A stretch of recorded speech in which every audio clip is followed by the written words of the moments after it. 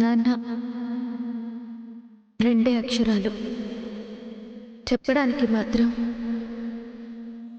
2 గంటలు కూడా సరిపోవేమో.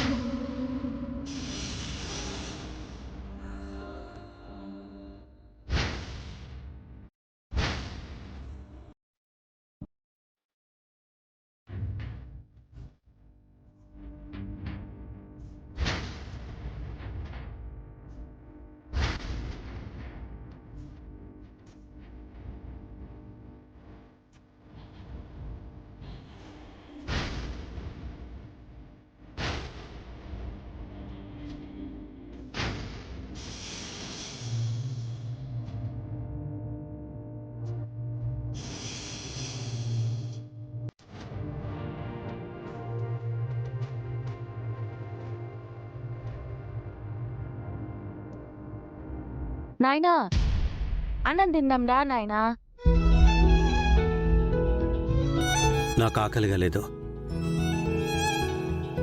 అట్లంటే ఎట్లా నాయనా? అన్నం తినకుండా బాధపడుతూ కూర్చుంటే అక్క బతికొస్తుందా నాయనా? ఆకలిగా లేదని చెప్తున్నాను కదా. సరే, నీ ఇష్టం నాయనా. నిన్ను ఇబ్బంది పెట్టను. కానీ నువ్వు తింటే గాని బంటి తిండు, బంటి తింటే గాని బావగారు తిండ్రు. ఈ ఇంట్లో ఎవ్వరూ తిండ్రు నాయనా. ఇంటి పెద్దంటే తాను బాధపడుతూ నలుగురు బాధకి కారణమయ్యోడు కాదు నాయనా. నలుగురి బాధ తీర్చేదానికి తను ఏదైనా చేయగలిగేవాడే అసలైన పెద్ద. రండి పెద్దయ్య గారు.